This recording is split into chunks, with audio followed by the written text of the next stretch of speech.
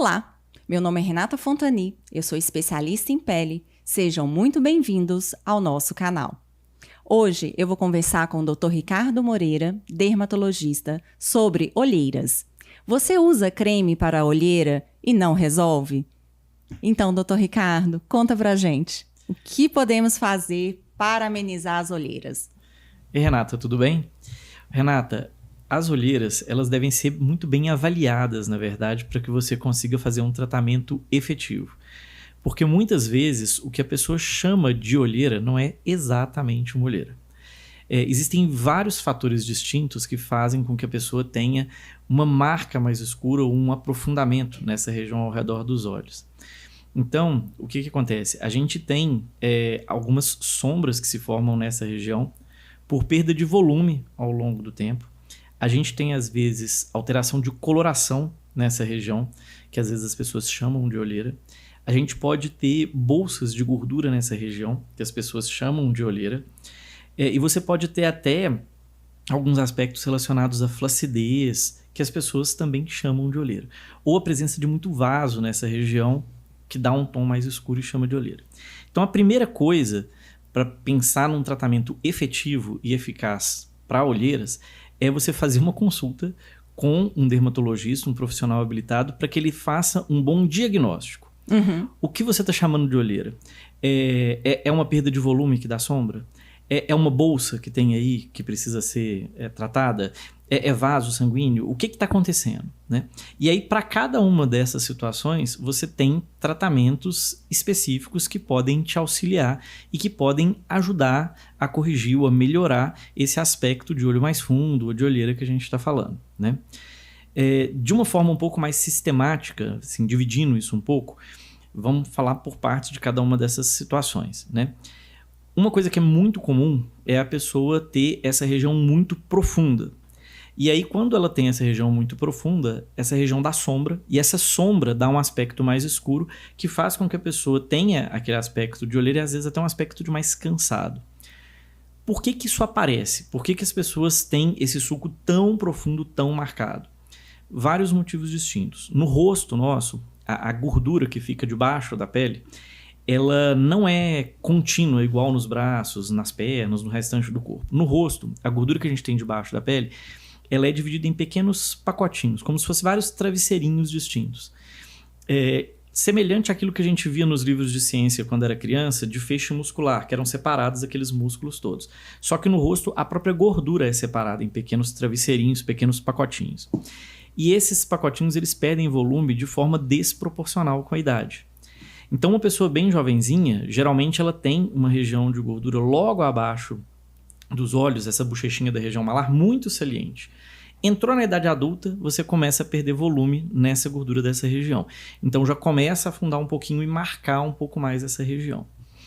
Além da perda de gordura que acontece nessa região, a gente tem algumas mudanças até na parte óssea nessa região.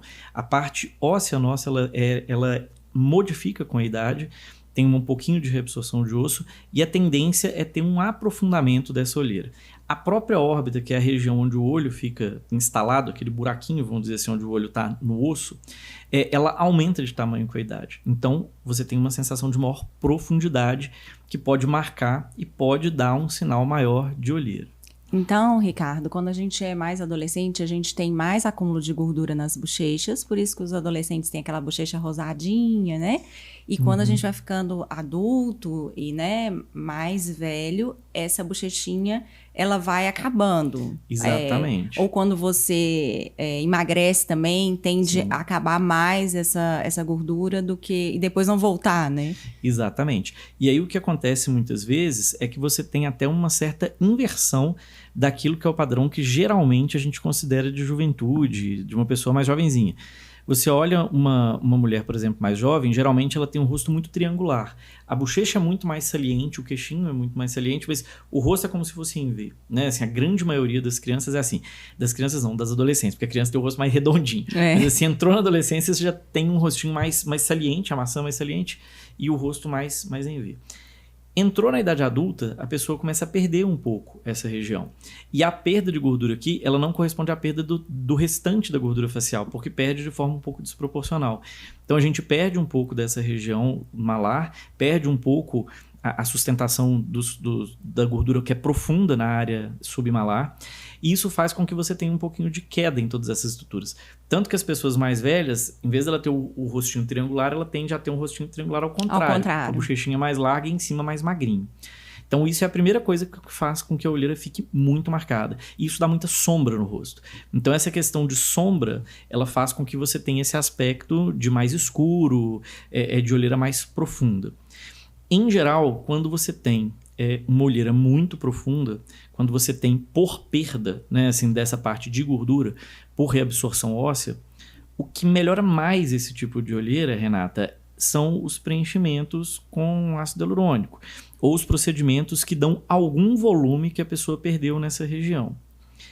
Uma outra coisa que é muito importante de ser avaliado nesse contexto é se essa perda ela é uma perda mais próxima da olheira ou se ela é uma perda da região malar, propriamente dita. É muito comum o paciente chegar na clínica para consultar comigo e falar: eu vim aqui fazer um preenchimento de olheira. E na hora que você avalia, você vê que se você fizer um preenchimento de olheira propriamente dito, o paciente não vai sair satisfeito. Por que ele não vai sair satisfeito? Porque ele tem uma perda muito maior da parte óssea malar do que da olheira propriamente dita. Então, às vezes, precisa de você reestruturar a região malar do paciente primeiro, para depois fazer o preenchimento na própria olheira. E só de fazer essa reestruturação malar, já melhora demais esse aspecto de profundo dos olhos. E os pacientes, Ricardo, que eu vejo muito na clínica, eles têm uma percepção que eles vão... eu quero uma seringa, 2 seringas. E não é bem isso, né? O profissional ele tem que avaliar para saber o que realmente esse paciente precisa, qual o tipo de preenchimento que vai ser mais adequado para aquela região. Então, não é uma coisa que o paciente pode definir por ele mesmo, né? Sim. O que acontece, Renata? Hoje a gente tem disponível no mercado vários tipos diferentes de ácido hialurônico. Desde ácido hialurônico que é muito firme, que é muito duro, muito rígido, vamos dizer assim, que é o que a gente usa, por exemplo, para fazer um queixo, um ângulo de mandíbula. Há ácidos hialurônicos muito delicados, muito macios, que é o que a gente geralmente usa na região mais próxima aos olhos para dar um acabamento mais suave, mais delicado, porque é uma pele muito fina nessa região. Não dá para você colocar uma coisa dura demais, né? Então precisa sim ter uma avaliação adequada de qual produto que você vai usar, qual é a quantidade que vai usar. A quantidade, região próxima dos olhos, essa região de pele muito fininha, é sempre melhor você corrigir um pouquinho para menos, porque sempre tem o risco de se corrigir para mais, a pessoa ficar um pouquinho exagerada e a pessoa não gostar. Então o ideal é fazer uma correção para menos, mesmo que num segundo momento ela queira fazer um pouquinho mais, né? Assim, é melhor fazer de 2 vezes do que fazer de uma vez e ter uma sobrecorreção, por exemplo. Outra coisa que tem é isso que você falou. Às vezes a pessoa vem com a ideia assim: não, eu queria fazer uma seringa porque eu tenho medo de ficar com muito volume. Claro, as pessoas têm que ter receio mesmo, porque a gente vê coisas muito exageradas. A gente até já falou aqui outras vezes disso no nosso podcast, né? Mas tem que ser feito também com parcimônia para que alcance o resultado que a pessoa deseja. Se é uma pessoa, por exemplo, que tem uma perda malar muito grande, às vezes, se você fizer só meia seringa, você não consegue reestruturar a região malar mais a olheira, né? Às vezes a olheira é tão profunda que você precisa fazer preenchimento no sulco nasolacrimal, mas você precisa fazer na lateral do olho também. E aí, nesses casos, vai acabar precisando de um volume um pouquinho maior. De uma quantidade maior de material. De material, né? Exatamente. Mesmo que seja feito em etapas, igual a gente está falando. Você pode fazer de uma vezada só? Pode. Mas você pode fazer também, olha, eu vou me programar, eu vou fazer... até porque as pessoas chegam muito com esse conceito assim: eu tenho medo de fazer um volume muito grande. Faz uma seringa agora e faz outra daqui a 15 dias, 1 mês. Ou, se você percebe, porque o resultado do ácido hialurônico é muito imediato. Se você percebe na hora que, olha, nossa, ficou muito bom, mas tem que terminar o restante, faz o restante no mesmo dia, né? A gente recebe muita intercorrência, né, de outros profissionais com uma sobreposição na olheira. Então, o paciente às vezes fica com medo de fazer o preenchimento de olheira e ficar com aquela marca azulada ou sobreposto mesmo, parecendo uma bolsa. Por que isso acontece? Renata, geralmente, assim, a maior parte das intercorrências com ácido hialurônico em região de olheira, elas são associadas à técnica da aplicação, né? Assim, se você faz uma aplicação muito superficial, você pode ter essa questão, e dependendo do produto, você pode ter essa questão do tom mais azulado. Então, assim, a pessoa até ganha no volume, mas ela muda a cor, não fica satisfeita. E para olheira, azulado piora, né? É cor ruim, né? Se você faz uma correção e dá sobrecorreção, coloca mais produto do que deve, acaba ficando, às vezes, gordinho, ficando aquela marca. Antigamente, o pessoal fazia muito preenchimento muito linear, vamos dizer assim, muito certinho. E a gente via isso muito há 4, 5 anos atrás. Chegava muito paciente aqui na clínica, assim, a pessoa chegava como se fosse com uma salsichinha na olheira, né? Assim, é técnica de aplicação. Eu nunca trabalhei com essa técnica especificamente, mas a gente via muita gente que fazia desse jeito. Sim. Fazia retroinjeção direto e fazia muito linear. E chega muito pra gente corrigir. Para corrigir. Às vezes para retirar o produto, porque existem produtos que tiram o ácido hialurônico, às vezes para corrigir o problema com outras técnicas, né? Mas você tem essas complicações que quase sempre são associadas à técnica de aplicação. O inchaço inicial, o edema nos primeiros dias, ele é esperado, mas é esperado que isso reduza e depois fique bem, né? Assim, exatamente pela pele ser muito fininha. Tem muitas pessoas que não têm. Aqui na clínica, por exemplo, eu costumo usar um tipo de ácido hialurônico que puxa menos líquido para o local, então incha menos. Tem gente que usa alguns que incham mais. Então depende um pouco do produto que você usa também.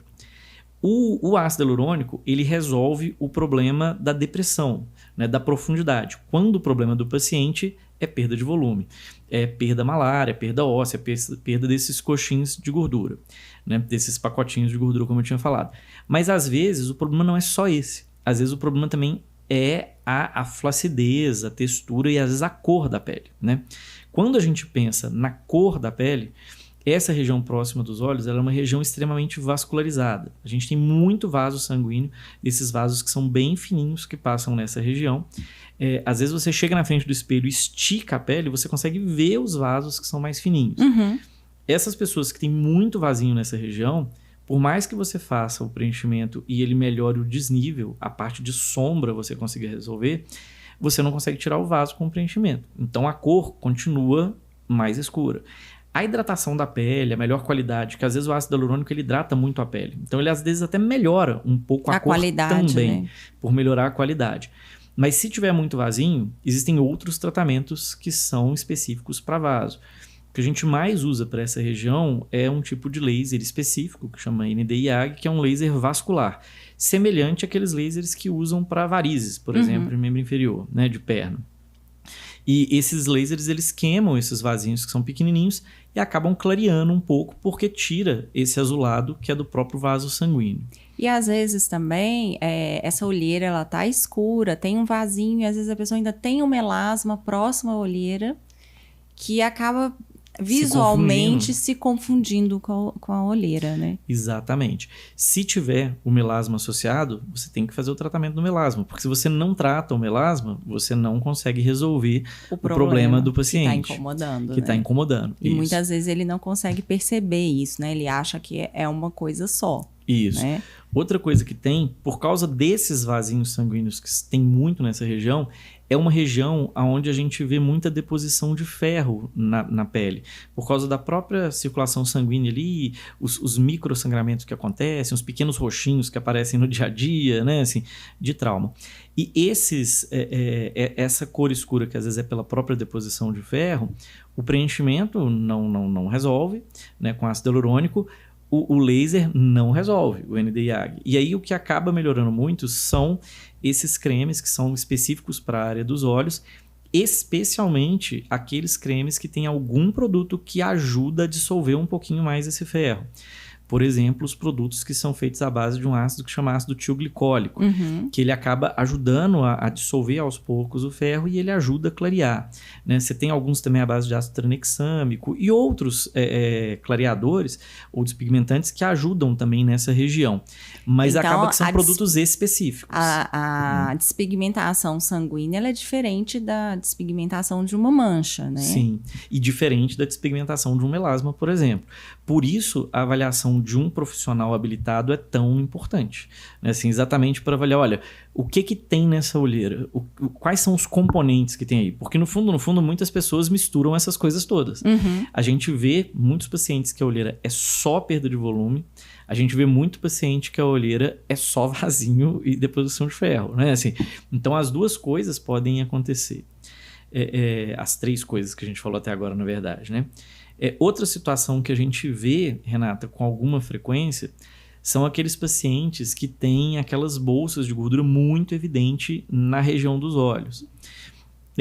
Aí também tem uma pergunta que a gente tem sempre que se fazer, né? Assim, que é o seguinte, olha, é a bolsinha de gordura que é grande demais e por isso ela é tão evidente, e aí nesses casos, geralmente a gente acaba tendo uma indicação cirúrgica e vai para cirurgia plástica ou para plástico ocular, para alguém que trabalha especificamente essa região, ou essa bolsinha é evidente porque esse paciente teve uma perda malar tão grande que a bolsa começou a aparecer, porque a região malar dele é tão caidinha que você perdeu todo o volume que sustentava essa bolsinha antes. Ela ficava escondida pela gordurinha do malar. Perdeu a gordura toda, a bolsa ficou evidenciou. A bolsa.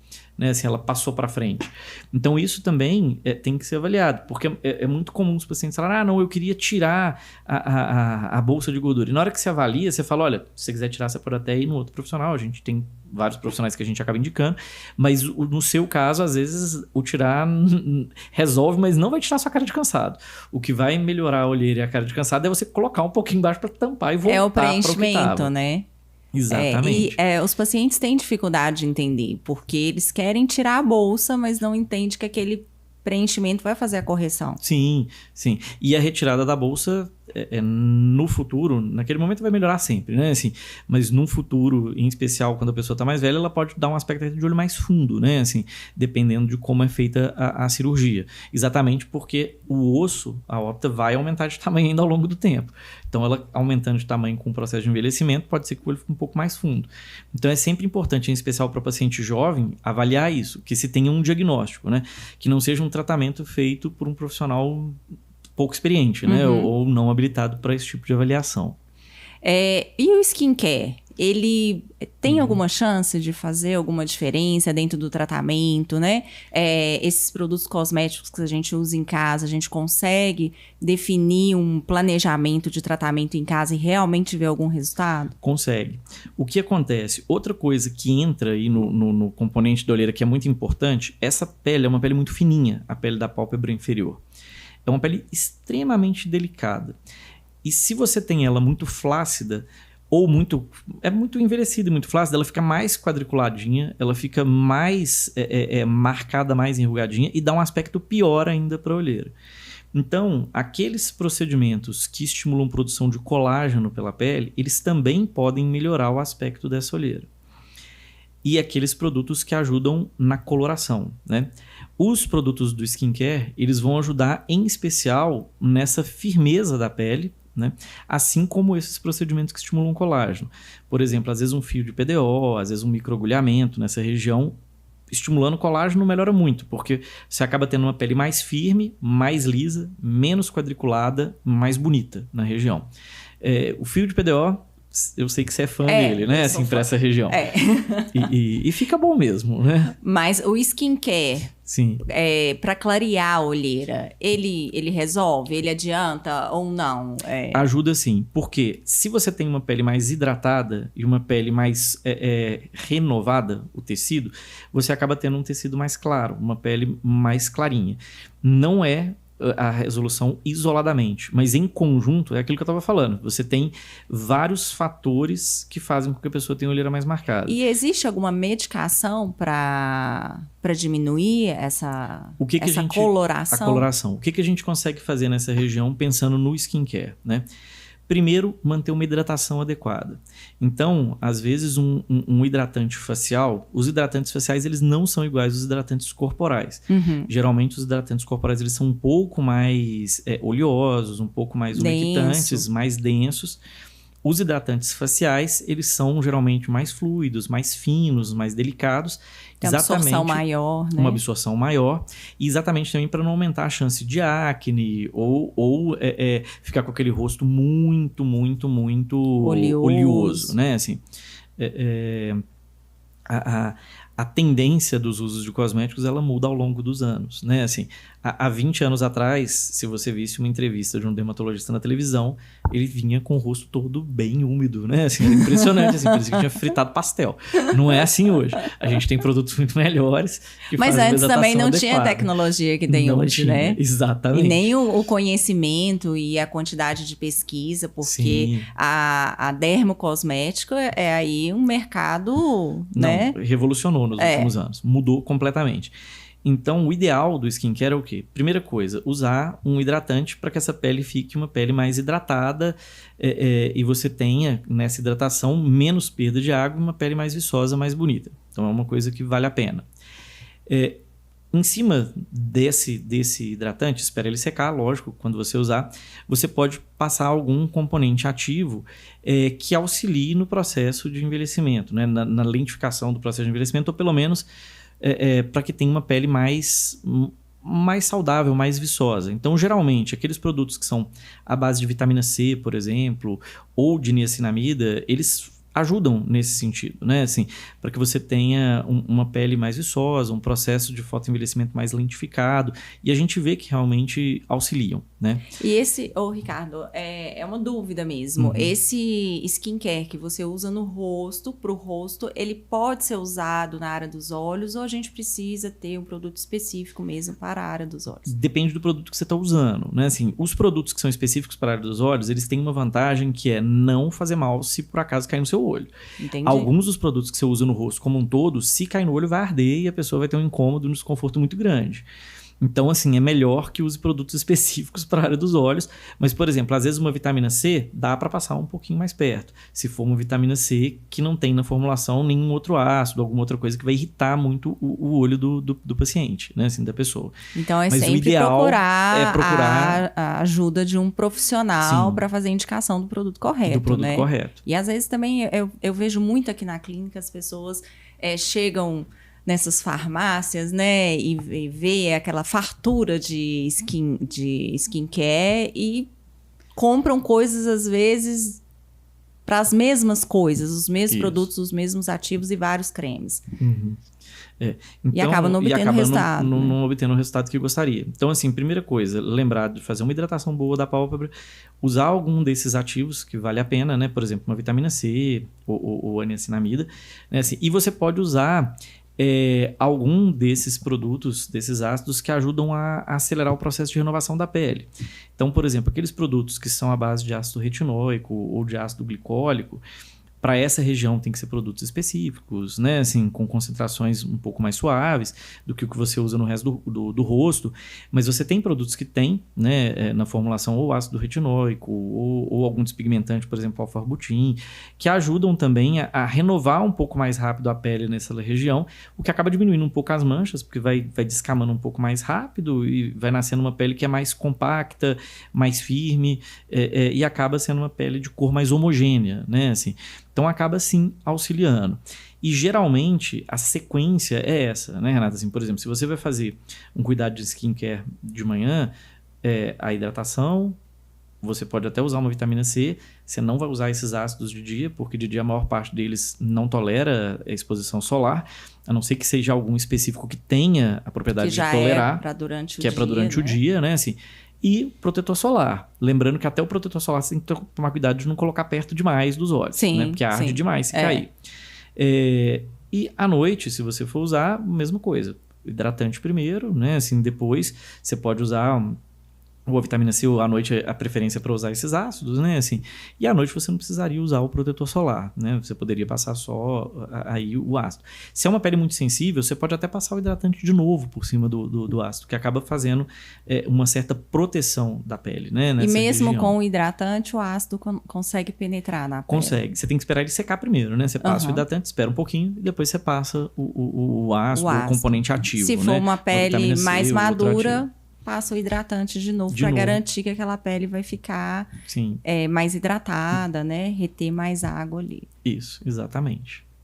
E tem mais alguma coisa que a gente pode fazer para olheira? Outras coisas importantes, assim, tentar dormir bem, né, Renata? Porque a gente sabe que quem dorme mal acaba tendo muito mais pigmentação nessa região e acaba tendo um aspecto de olheira mais profunda, né? Assim, a gente sabe também que o tabagismo piora muito a olheira, né? Assim, então, em especial, se puder evitar de fumar, se puder tentar dormir um pouco mais, isso também ajuda bastante. Eu acho que foi ótimo. Eu adorei essas dicas. Vou seguir. Muito obrigada, Dr. Ricardo. E a gente se encontra no próximo podcast.